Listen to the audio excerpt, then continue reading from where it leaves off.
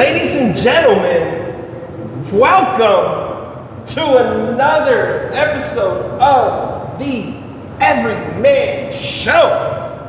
I am John Every Homer. You like my Halloween costume? Does it say, can I be a trick-or-treater right now? No? Can I get some candy? Does that count as a costume? It does. It should be. Like, I feel like I'm in costume now. Okay. Right? Does it feel like it's Homer in here with you guys? Well, you know what? I am. She started with well. I'm kind of throwing back now mentally. As I look at you, my throwback mental is there. You had to remember for a second. Just Threw a you little back. bit. Gave you a little old school there. Yeah. That's right. It is. What were you going to say you were? I'm not saying nothing. No? Does it not look like... I think it says enough. You know what I mean? I feel like I'm embodying Homer right now. Because first I thought it was just a pair of shades with like a big yellow thing. But then when you told me it was Homer. It was John Every Homer. And then I zoomed in. I'm like, okay, there's the Homer. See? That's what it is. All right. Ladies and gentlemen, we are here celebrating another episode of Women's Month. I am so excited. We're halfway through it already. It has been amazing. The guests that we've had already, the fun we've already experienced in here, and it's no different today, I can guarantee it. I've already been pre-gaming with our guests, and it's been fantastic. But guys, sitting here with us today, again, it is our honorary co-host guest over there sitting on the other side, Tammy. Hey. Tammy, just, every time you're coming in here, it's like you outdid yourself again from last week. Thank you. You just keep coming in here and surprising us with these beautiful and wonderful outfits you got going on.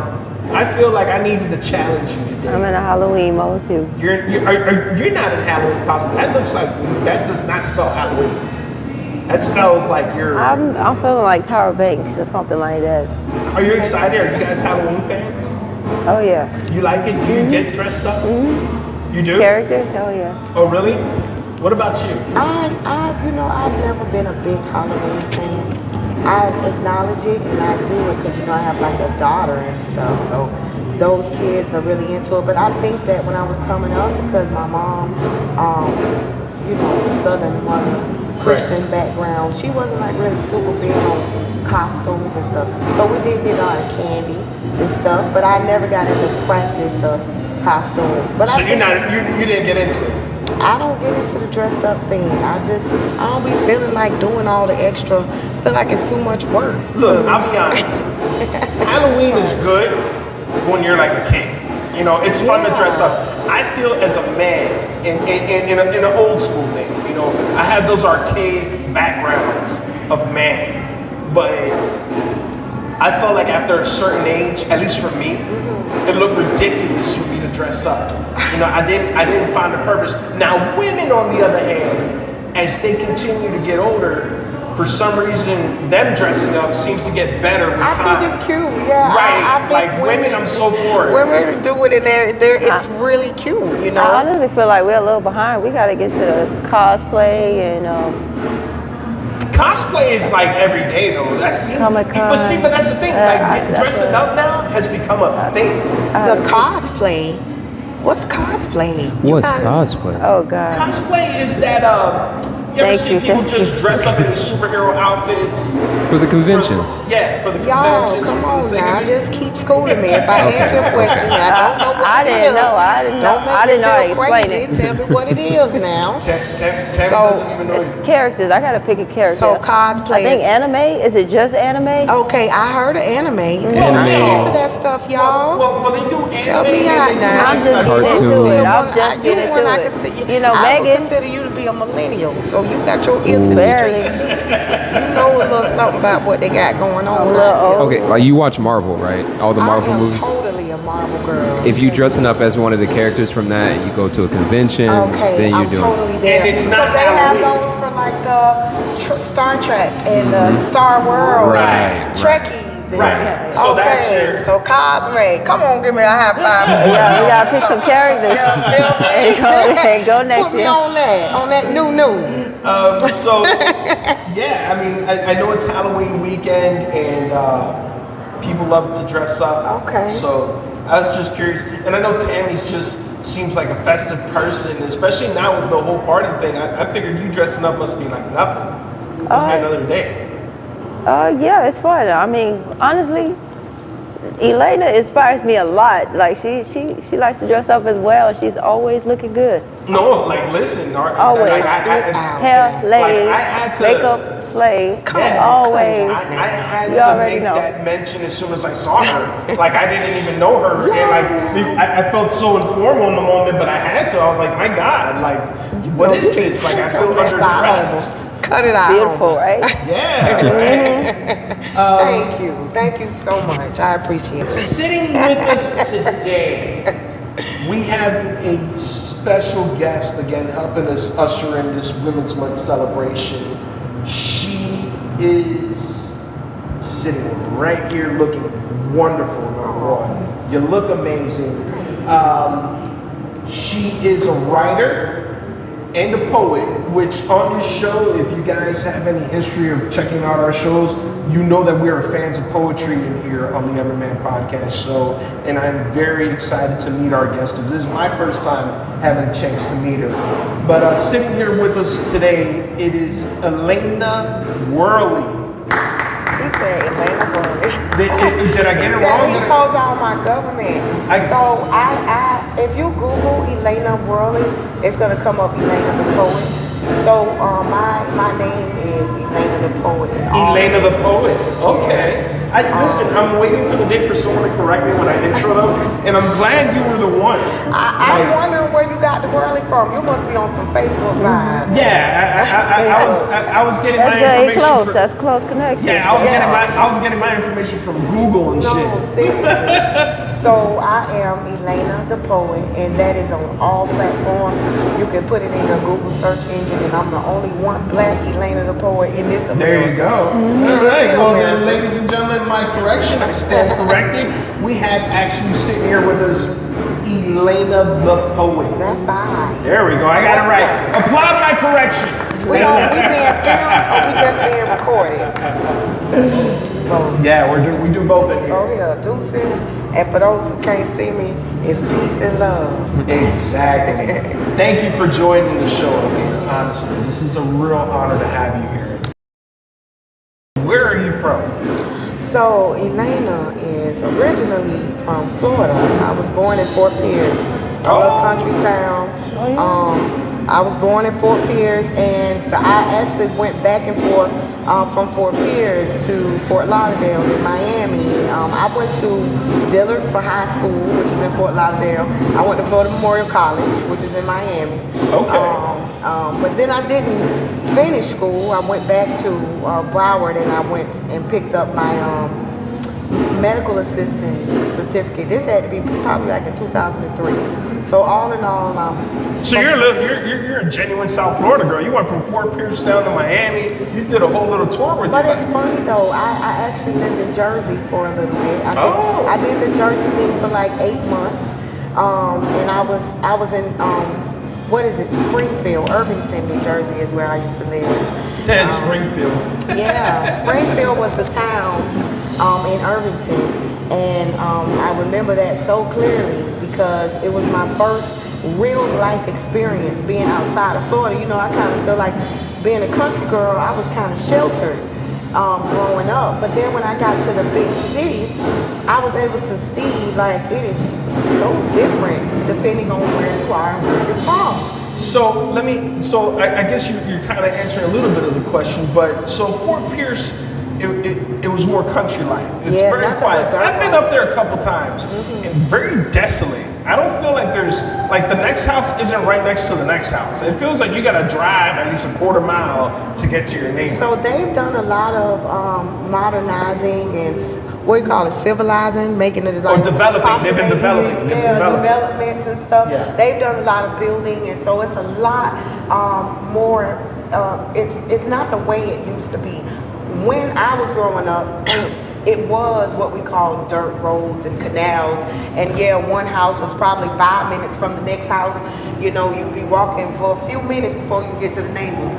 But you know, if it's what you know and it's where you're from, Right. yeah, Yes. it's not But a big let deal. me now for you growing up, and you described the country, but what did it feel like to you? Did you love growing up in that country like environment? Oh my Or God. were you like yearning for the city? Because you know some country folk be like, I want to go to the big city. Listen, Did the you wanna country go? dwells inside of me. Oh. The country dwells inside of me so much so that, you know, certain things about even my artistry, as I am an artist and a poet, the things of the land and the country and the atmosphere, you know, I incorporate those things into who I am. So when I think country, I think of grass and, you know, ponds and rivers and all those different things that, yes, they'll never leave. What's the biggest country thing you did as a country girl growing up? What was that one country thing that Oh my God. that you like to do? So I say, as a country girl, there's nothing too country for me, baby. Now, what you'd have to deem too country for somebody who probably isn't from the country would be an example of something. But if I have to think about it, because I do know a little bit about what I would consider to be too country for even for myself, from other people that I've Right. seen. We just used to do a lot of being creative out there, you know, making mud pies and, you know, we used to eat the berries off the tree. We knew, you know, what types of berries. We would climb trees. We would watch my grandfather scale the fish and, you know, we just had so much, you know, ground and grass to play, red light, green light, yellow light, stop. See, let me tell you, Hot you know, dog growing up in the city, you don't see someone just skating fishes or, you know, running in these big fields. I mean, I grew up in an area where, because I, you know, originally my first few years of life were down there in Cutler Ridge, Cutler Bay areas, down in the South Dade area. So, and that has a little bit of a country feel. It does carry it. It kind of reminds me too of our homestead. Homestead is kind of Yes. Yeah, exactly. And I can tell you that in my experience, I didn't really gravitate to it. Like, I'm not a big fisher. Like, I can't be outside. If I was gonna be outside, I'm doing some sort of sport activity. I wasn't gonna sit out there and just like sit on a fence and, you know, watch the cars drive by, you know, on a dirt road.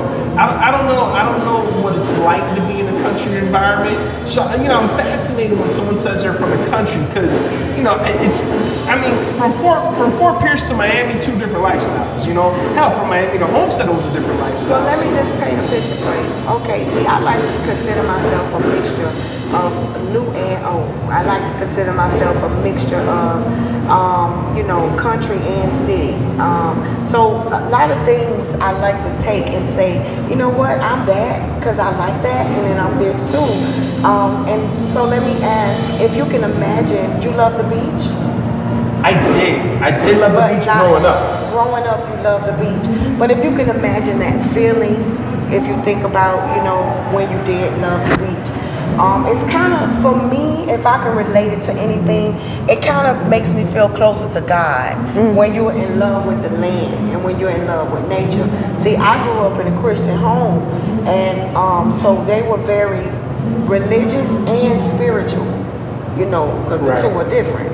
And so with that being said, as I got older, and that's why I can answer the question honestly and say, yes, the country dwells in me, because as I got older, I was able to, you know, live a little bit and see, okay, you know what, I do love this, and even now, this makes me feel so good. It gives me a feeling, but these feelings are feelings that are those feelings when you take that deep breath, that make you feel like, you know, you're releasing something and you're just, you know, it's that oneness that you feel. It's like, okay, God, you made this. I love this. You know what I'm saying? Exactly. Yeah. So. I feel you.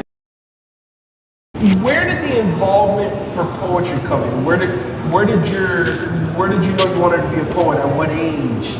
At what point in your life? Okay, so I didn't know I wanted to be a poet. I kind of started off singing because I've always sang.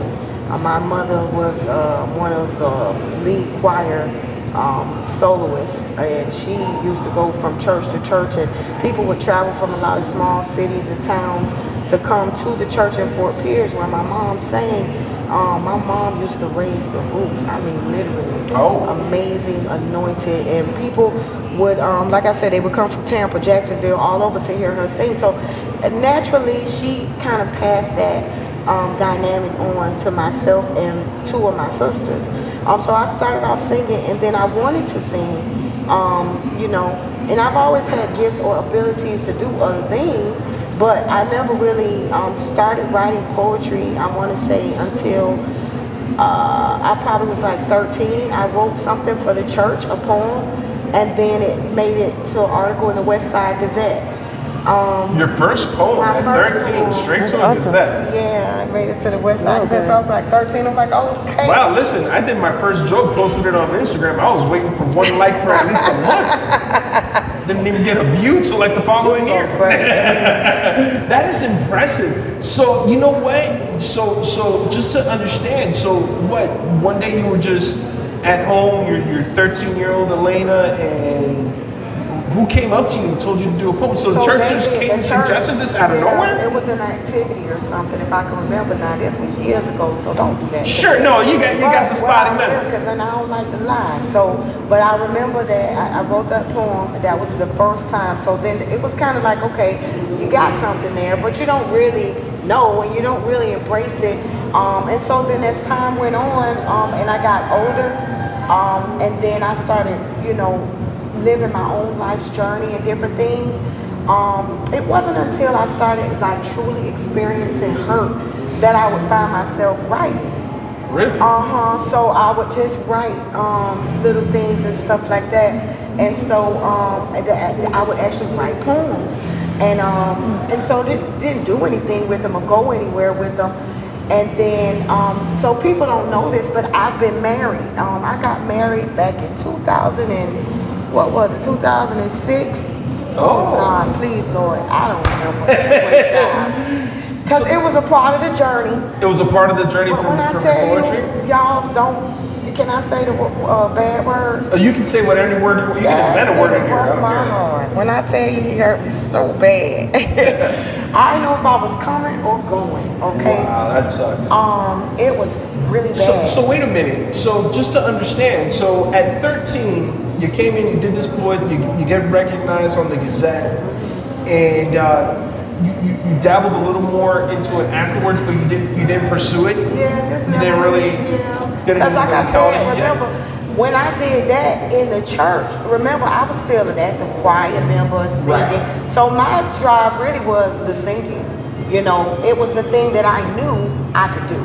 It was the thing that people actively validated for me repetitively. So I never tapped into that. Did you poetry see thing. yourself following a career in gospel music then? Yes. Was that was the I path? saw myself pursuing a career in singing. I didn't necessarily would say gospel because I was young. And Sure. yeah, so you know, you young, you just want to appeal to people. You ain't really trying to, I've always been connected to God, but then I wasn't thinking about that. If Slip and Slide would have called me, I would have went over there. You feel me? Okay, let's talk. So I was doing, you know, what I thought was what I needed to do. What was your path at the time? Yeah, and when I got into high school, I was in the magnet program, the singing programs. I was singing the special programs. I was Miss Chorus at Dillard. You know, I was singing. So you were literally pursuing this. You were definitely into the singing career. Listen, I was going through life thinking that I was going to sing. Oh my God. And singing was going to be my thing. But then, you know, I had so many talents. You know, black folks, we got like 50 talents apiece. So we can do like 40 things. You see what I'm saying? And be great at every single thing. It's just something inside. So I'm like, okay, yeah, I can write poems, I can sing, I can do this, but I wasn't even tapping into that poetry. Heartbreak in life threw me in a corner and made me sit down and remember I could write. So, and I guess I'm gonna fast forward that there. So in the time That's of a word.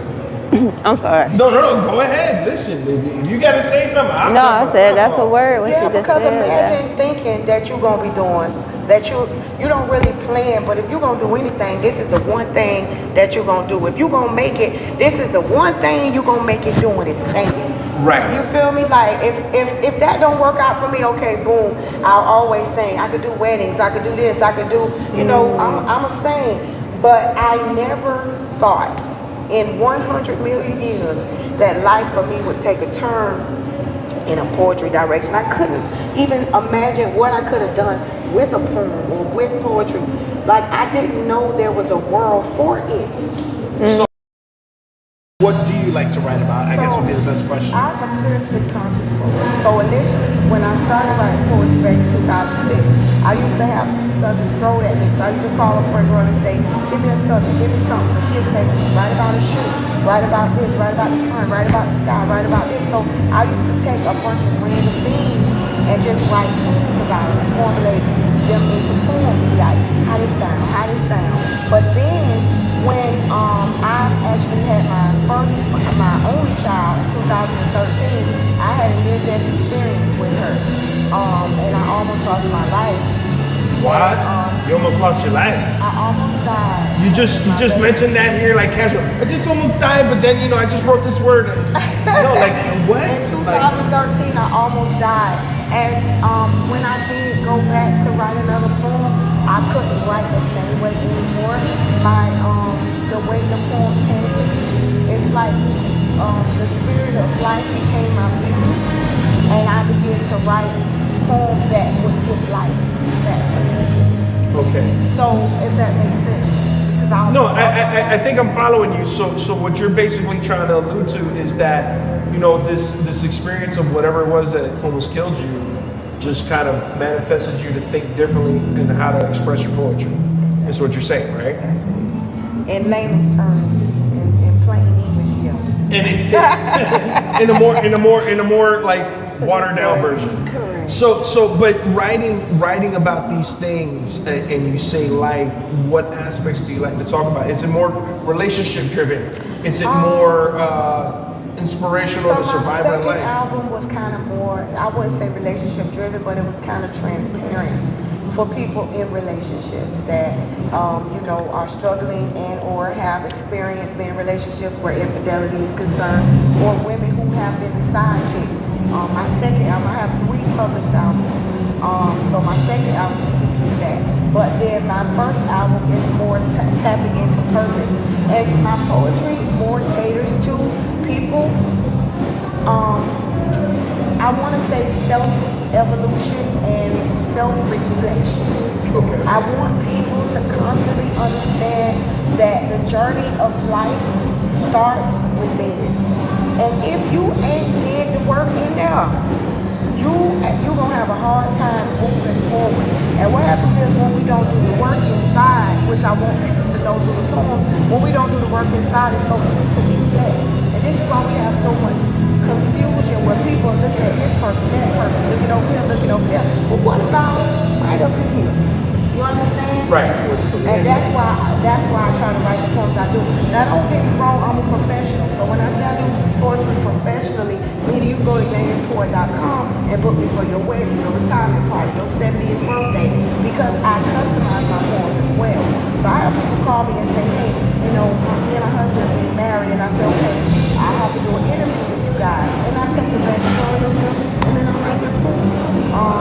Someone says, hey, I'm retiring from the sheriff's department from 40 years. I want you to write my poem, so I take the backstory on that, and I write their poem. But I don't write their poem. God writes their poems. Father, you write their poems. Amen. Amen. Do you have any poet favorites? Do you have any that you look up to, or might not say look up to, or maybe inspired by? Are there any names out there that you feel are some of your favorites? Well, I mean, let me just say this. And people always say, oh, you talk so much. Why can't you just answer the question? don't This care. show is designed to I talk, don't so you're in a care. great place. I I do believe what I that. want to do. So anyway, what I was saying is, when I first decided to embrace this journey in 2015, I would sit on the couch and I literally would YouTube a lot. What I started to do is YouTube a lot of local poets that I would see around. Sure. I started with Jensen Mentor Cox. I started with Red Riding Hood. And what I found was you couldn't find a lot of the old school poets that I knew. You couldn't find a lot of stuff online for them. So then I started to online a lot of other poets, and I started to see. I'm like, okay, Sonny Patterson, who is out of Louisiana. Oh, yeah, Then Sonny there's Patterson. Emerald Green from Chicago. You got Georgia Me, who is Tamika Harper from Atlanta, who has she has what you call it, Tamika Day, Tamika Festival. They Oh, okay. dedicated a whole day to her in Georgia. Oh, wow. Tamika Harper, she is Georgia Me, the poet from Atlanta, and she is freaking dope. Okay, she is dope, like in your veins. And then so then there's Asia, which I really love. But I'm gonna tell you about South Florida. So the reason why it is so hard for poets to actually succeed is because people so shady. Like they off and on. Either they going to the church or they going to the place looking for poets. It's one or the other. Yeah. Y'all want the church or y'all want the poets. Either way, that's what we're here for. But poetry is not like music. It doesn't have its high and keep going. It only has its. But when I tell you about what South Florida has here, South Florida has jewels. We have some amazing poets. Now, do I have any favorites? No, because I'm in love with it. You understand what I'm saying? I'm so in love with poetry that I couldn't say, oh, this is my favorite person, that's my favorite person, you know, but I can call off some amazing people that I know and like, you know what I'm saying? Sure. So that's how I go. So okay, all right, yeah. I mean, I figure, I feel like in the same culmination with comedy. Like I don't have this one favorite. Like if I did, it would probably be the more popular answers, like the Dave Chappelle's, your Eddie Murphy's, your Kevin Hart's, so on and so forth, right? But I think I just like them all. I don't feel like there's just this one I can gravitate to. I don't have a favorite. And even if you don't have a style similar to mine, I still like it nonetheless because comedy's comedy. You like what's good. If you like it, it's attractive to you. You like it. So Exactly. Where can we go to see good poets or just poets, emerge? well, the way it is now is that the way poetry is. There's so many poetry events that you can go to. You have Ingrid Lee, who is here. If you Google South Florida poetry, more than likely, or in Dade County, she'll come right up. She is on the beach side and is consistently holding events between Hollywood, Miami, and Broward County. Sure. Weekly events. Then you have Quick the Poet, who is pretty big here in South Florida with his poetry event that he does at the Broward Center Performing Arts, which he promotes and promotes. So if you follow certain people, which I guess the easiest thing to do for anyone who's looking for poetry is to attach yourself to poets, because the consistency of where they'll be, where it's going to go, where you can go to find it, is constantly going to be put out there by the poets. You understand what I'm saying? The poets is going to be So there's not this one venue that you can just pop up to. It's just wherever the event is happening. No, I mean you can go to New York, go to New York Cafe, you can go to certain places, and there's a solid one spot.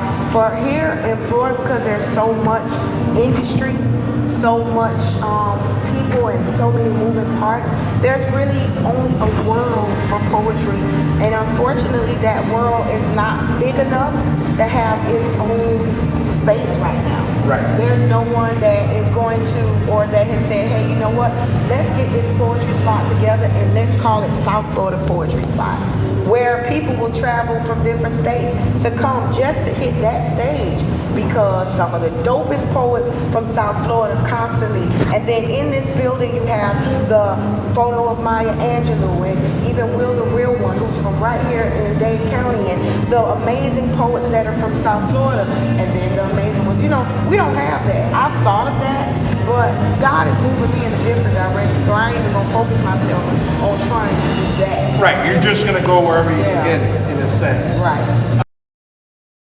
I wish we could drag you out here more and keep picking your brains, but we're coming here to an end. Elaina, where can people check you out? Where can people follow all this stuff? Because I feel like I became a fan and I need info, right, Amari? Yeah, and make sure you say it into the mic so they can hear you very Yeah, clearly. we don't want to hear the drums dictate your Y'all want information. me to talk to it like this right here? Just Get right for up a moment. Just for the brief. Listen, guys, thank you so much. All things poetry is a gift. It is the gift that continues to give, and it will give when I am no longer here. So poetry is a gift is my hashtag. It's one word. You can hashtag that, or you can Elaina the Poet. That's ELAINA the Poet. One word. You can Google that in your search engine, and it'll bring me up. Or you can do it in YouTube, or you can do it on Instagram, and on every single platform, it'll be the same. Elaina the Poet. I make it easy for you. She has such a pleasant voice. The It voice is too. so It's the soft. voice. It's the voice. Listen, Elaina, like now that I know you, if I had bad days, I might just have to call you and have you read the weather to me or something. Just soothe me. Just like say something. She sounds like one of the people on the ASMR we were talking about. Right. Like very cool. I've got a poem of hers queued up for our outro, and Really? I listened to it a little bit, and I could tell immediately. Well, It's then that. that's how we gotta close out the show, guys. Thank you so much, Tammy. You are the Thank best. You are amazing. I'm glad I brought someone here that literally gave us a secret gem about you, and someone very inspirational to you too. I didn't even know that. So see how things work out. Yes. We bring you on. We're bringing your type of people here. This is The the Tammy world, Show. everything coming in full That's circle. right. It's the Everyman continent, and we're the continent known as Florida. Y'all want me to tell y'all about my dog and how he be working? Oh. Go ahead. How he organizes things and puts things together perfectly, especially concerning me. I tell people all the time, God don't play by me. You better watch yourself. All right now. All right now. Ladies and gentlemen, we're going to wrap it up just like that. I am John Everyman. This is our, I don't know how many episodes anymore, but this has been another celebration of Women's Month out here, guys. Check out my new friend here, Elaina the Poet. Follow me, y'all. She is phenomenal. Seems like she has some amazing stuff that I wasn't even aware of. She even impacts our own cast out here. Like, she is a presence. And I recommend you guys check her out. Make sure, guys, you like and subscribe. Make sure to check us out on social media. Everyman Podcast Show for everything. If you want to go straight to our website and get to meet the cast a little bit, go to everymanpodcastshow.com or everymanpodcast.show. Umari, have you enjoyed the noise outside, by the way? Not as much as I was enjoying talking to the guests, but I know, right? But, we do what we can. But she's a strong woman. These are some She sure strong is. women in here because they are powering through some noisy ass stuff that if it were me, I'd be like, listen, man, I'm about to go beat that drummer down. I'm going to take the drumsticks and I'm going to do another rib shot on top of the guy. Guys, thank you so much. We'll see you on the next episode. Peace out, baby. Dear self, I wanted to take the time to talk to you. In regards to some of the things you put me through, I think it's only appropriate I keep it real with you. Since when you feel, I feel it too. You said you reflect, but you never... Oh, they said they ain't cutting the lights off. Okay, I was just making You don't sure. pay me enough. Yeah, the sound guy says it's over. Fuck you. I don't even care if I got nothing to do with the electricity. I'm just out of here.